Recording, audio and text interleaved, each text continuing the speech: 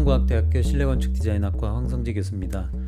오늘은 저 일러스트레이터 관련돼서 편집하는 부분 두 번째 시간 진행하고 있습니다. 오늘은 일러스트레이터 이제 지난 시간에 첫 번째는 왼쪽에 있는 버튼들 상단 거, 그 다음에 두 번째는 하단 것들 위주로 설명을 드렸고요. 그 다음 오늘은 전반적인 부분에서 좀 사용하기 편한 팁 위주로 설명을 해볼까 합니다.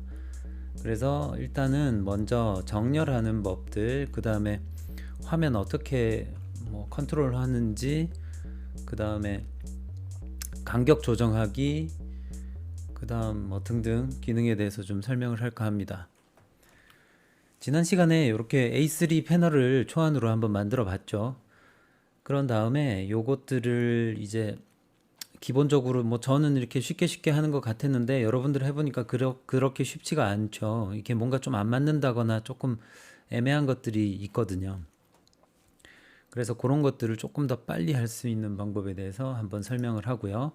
그 다음에 삽도를 넣을 때 어떤 이렇게 사각형으로 딱 넣으면 깨끗하게 잘 들어가잖아요. 근데 예를 들어 이걸 별표 모양으로 따서 넣고 싶다 이런 경우가 있잖아요. 그래서 그런 경우에 쓸 수 있는 것을 클리핑 마스크라고 하는데, 그 클리핑 마스크 쓰는 방법 이렇게 해서 한 두세 가지 기능 위주로 재밌게 한번 설명을 해볼까 합니다.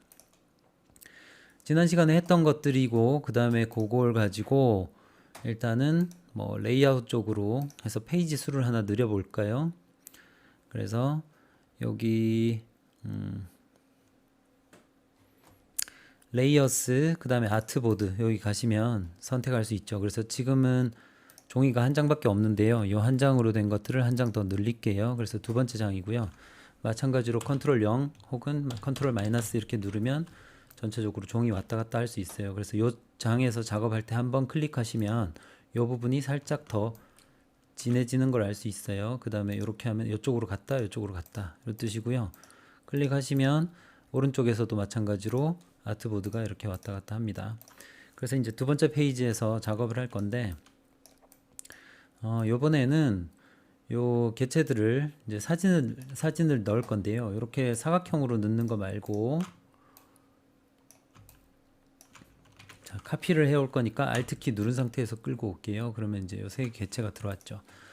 그런데 요 끝이 사진을 넣을 때도 이렇게 그냥 넣지 말고 끝부분 동그랗게 넣고 싶다, 그런 경우가 있으면 원하는 형태를 사실은 먼저 만들면 돼요. 그래서 렉탱글 툴을 하나 만들고요. 이렇게 해서, 혹은 이 레이아웃을 하다 보면 어떤 사진은 직사각형이고 어떤 사진은 가로로 너무 길고 막 되게 이렇게 애매할 때가 많잖아요. 근데 그런 것들을 잘라내고 싶을 때가 있습니다. 근데 이제 일러스트레이터의 개념은 이것을 잘라내서 쓰는 게 아니고요. 특정한 부분을 가리는데 반대로 가린다 혹은 반대로 뚫어준다 이런 개념으로 생각하시면 돼요. 그래서 먼저 이제 그 보이게 할 개체를 이렇게 먼저 만들어줘요. 그래서 나는 끝이 동그란 요런 개체로 만들 건데 끝이 너무 많이 동그래서 좀 이상하죠. 그래서 요 정도 느낌, 아주 살짝만 동그란 느낌, 이런 개체를 먼저 하나 만들고요. 그 다음에 여기다가 사진을 넣을 거잖아요. 혹은 이렇게 반대로 가리는 개념입니다. 그래서 사진을 여기다가 적당하게 크기를 줄여서 맞춰줘야 되는데, 얘를 잡고 이렇게 움직일 때 가로 세로로 이렇게 움직여 버리면 사진이 가로 세로 비율이 깨지잖아요. 그래서 꼭 사진 크기를 조정할 때는 반드시 쉬프트를 누른 상태에서 작업을 하셔야 돼요.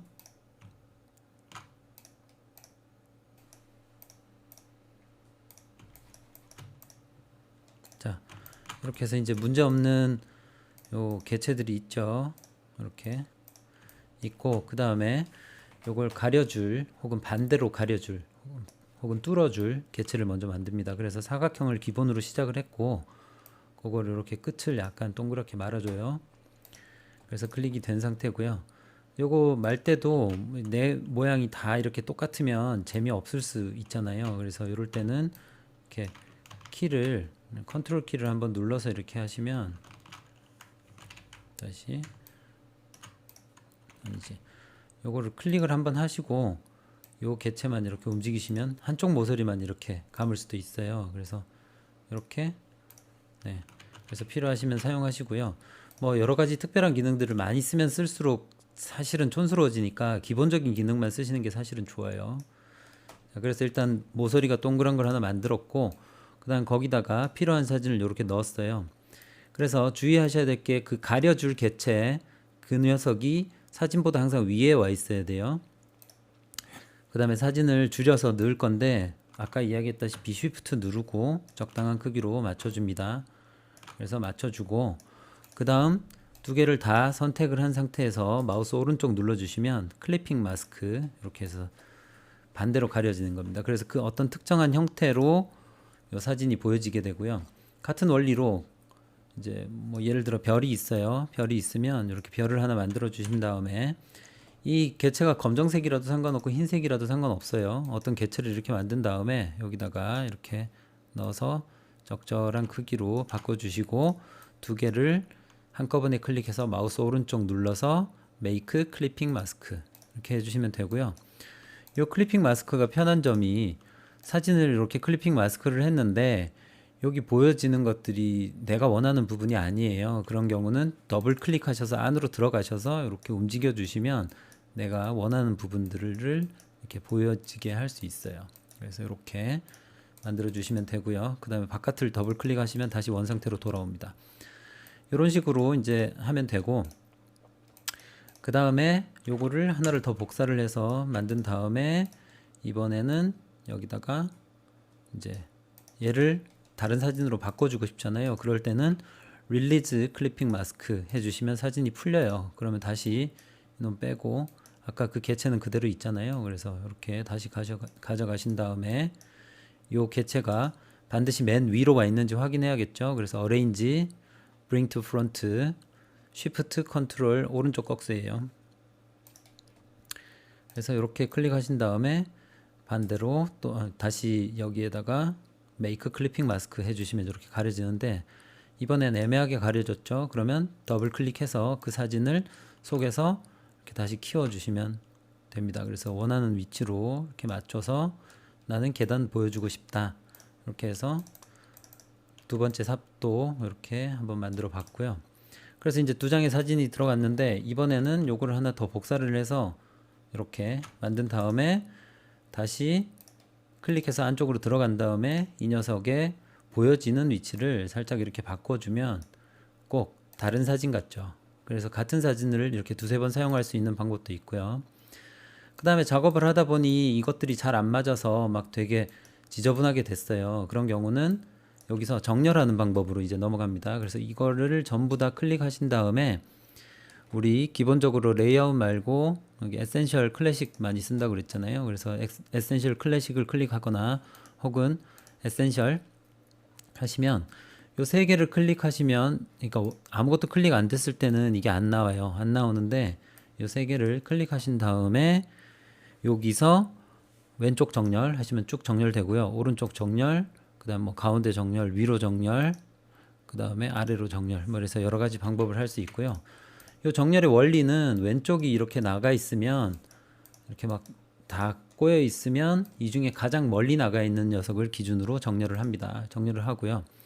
그 다음에 등 간격으로 이렇게 맞춰주고 싶을 때 있잖아요. 여기 간격을 딱 맞게 띄워주고 싶을 때 있죠. 그럴 때는 여기 More 옵션 누르신 다음에 요거 중심을 기준으로, 그 다음에 여기 있는 그 사이즈의 갭을 기준으로 맞춰주기. 이 갭이 왜 중요한가 하면 이런 거예요. 이게 개체가 크기가 이렇게 달라버리면 이 세 개가 이렇게 해서 정렬을 가운데 중심이나 아래 정렬로 해버리면 어떤 현상이 생기냐면, 이렇게 중심 정렬이니까 얘 입장에서는, 이 컴퓨터가 생각할 때는 이게 맞죠. 중심 정렬. 그런데 이렇게 하면 우리가 원하는 바는 이게 아니잖아요. 그래서 사이 간격을 균일하게 맞춰주기. 이렇게 하면 알아서 요 간격이 전부 다 똑같이 맞춰집니다. 그래서 결국은 요 밑에 녀석을 밑에다가 이렇게 좀 내려놓고, 그 다음에 세 개 클릭한 다음에 사이에 있는 이 디스트리뷰트 스페이싱으로 딱 눌러주시면 그냥 패널이 한 방에 끝나는 거죠. 그래서 이렇게 넣고 필요하다면 별표 등을 뭐 작게 줄여줄 수도 있고 크게 키워줄 수도 있고, 사진도 같이 키워졌다 작아졌다 하죠. 그러나 이제 중요한 거는 어찌됐건 이 사진들을 더블 클릭해서 딱 봤을 때 요 정보 있죠. 사진이 최소한 150 dpi는 되어야 된다라는 것들이고요. 이게 이제 에센셜 클래식 여기 보시면 개체, 특정 개체를 클릭하면은 이 사진이 몇 ppi인가 나온다 그랬죠. 그래서 이 ppi 확인을 해서 이것이 꼭 150 dpi 이상 되어 있는지, 지금 클리핑 마스크 돼 있을 때는 안 나오네요. 자, 그러면 클리핑 마스크를 잠깐 풀어서 릴리즈 클리핑 마스크 한 다음에 사진만 개체를 클릭하시면 요거에 properties 그룹이 지금 돼 있네요. 언그룹 해서 예, 지금 엠베드가 돼서 또 안 나오네요. 언엠베드 하고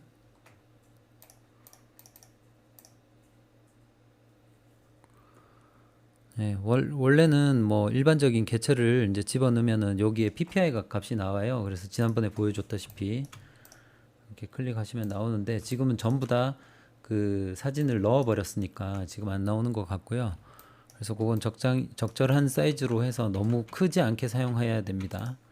그래서 이제 이미지 깨지지 않게 해서 넣으시면 되고, 그 다음에 이렇게 해서 넣어보고 사이 간격에다가 필요한 글자들을 이렇게 이제 집어넣어서 설명을 하는데, 우리 이제 그 패널에 들어갈 글자 크기라든지 이런 것들을 해봤더니 생각보다 이쁘게 잘 안 되죠. 그래서 오늘 다시 한번 이제 여러분들한테 설명하고 정리를 해드리면, 요게 이제 제목이에요. 제목이라는 것들은 빨강색으로 한번 해볼게요.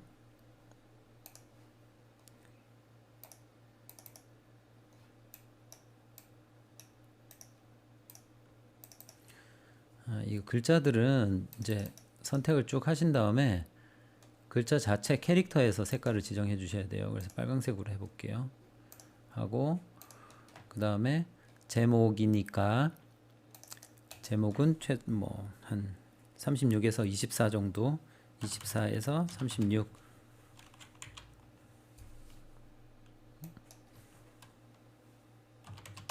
24로 일단 하고요. 여기다가 써놓을게요. 여러분들 보기 좋게 제목 24에서 36 포인트.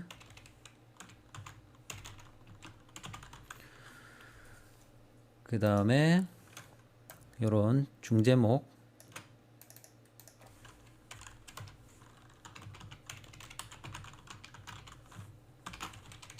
중제목은 18 정도 하면 좋겠고요.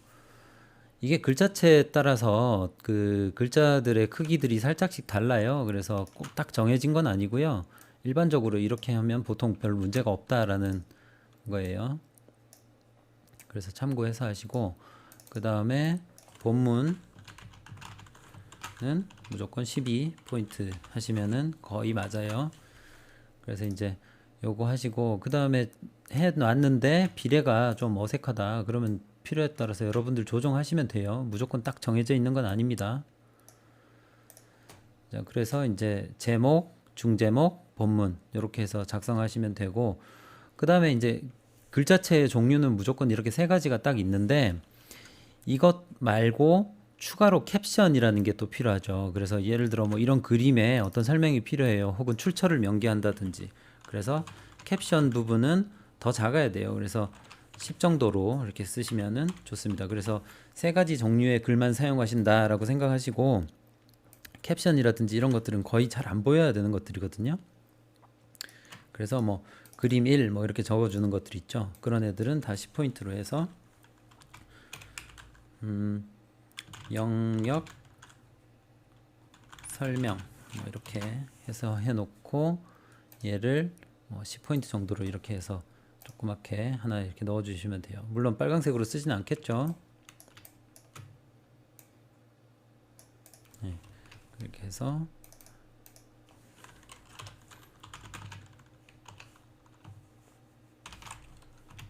영역 설명, 그 다음에 출처,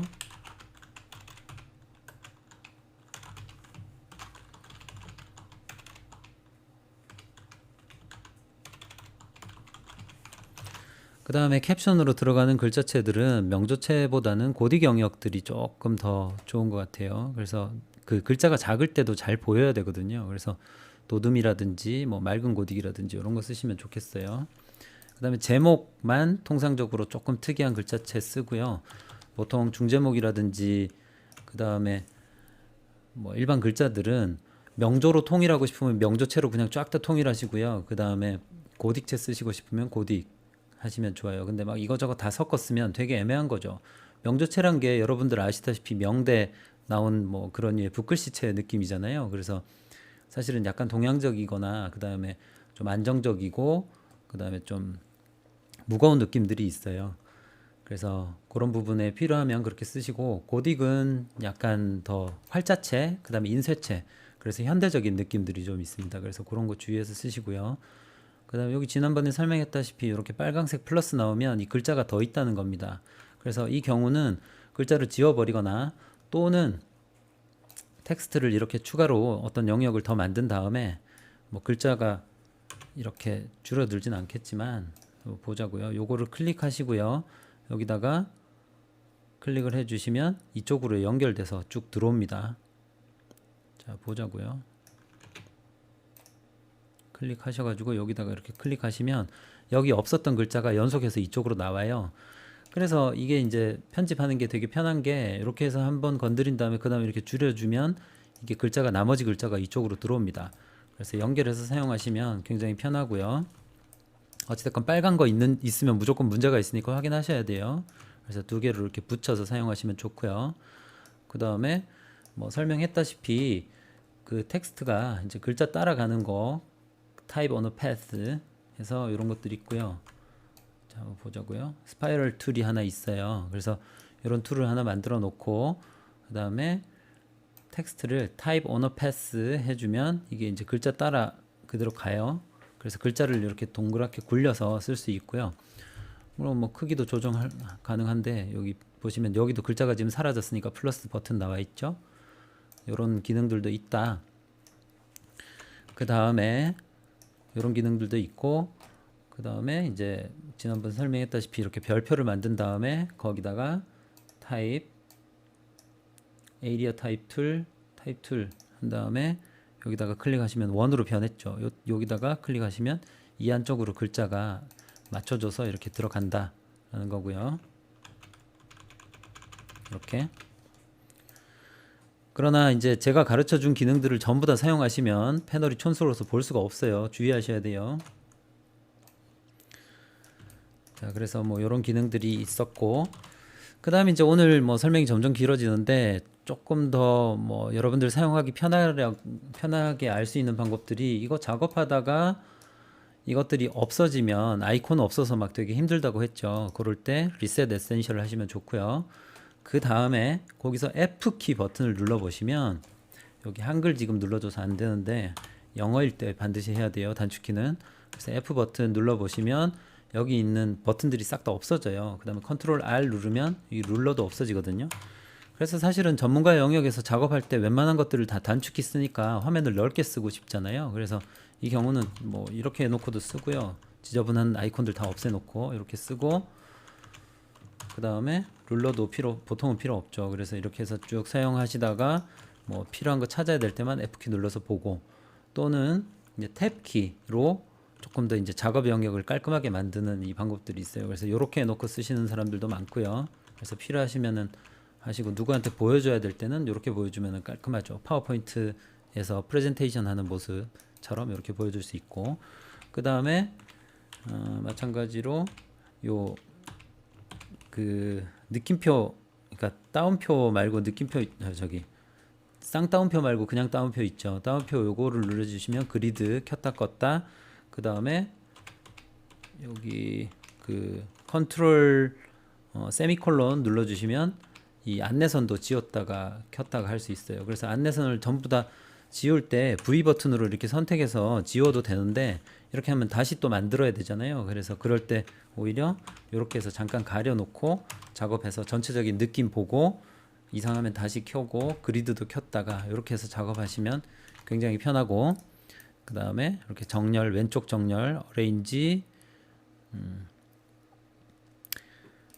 일단은 여기에 이걸 켜야겠네요. 그래서 왼쪽으로 정렬, 오른쪽 정렬, 뭐 이런 것들 기능 많이 사용하시면 이걸 막 눈으로 이걸 막 맞추려고 막 이렇게 하면 되게 시간이 오래 걸려요. 그래서 좀 기계적으로 빨리 작업할 때는 이렇게 저 같은 경우는 쭉 여기서부터 쭉 선택해서 그냥 왼쪽 정렬해 버리면은 저기 지금 안내선이랑 지금 같이 붙어서 이렇게 됐는데 이렇게 쭉 선택하고 클릭하시고 왼쪽 정렬해 주면은 그냥 간단하게 정리가 되죠.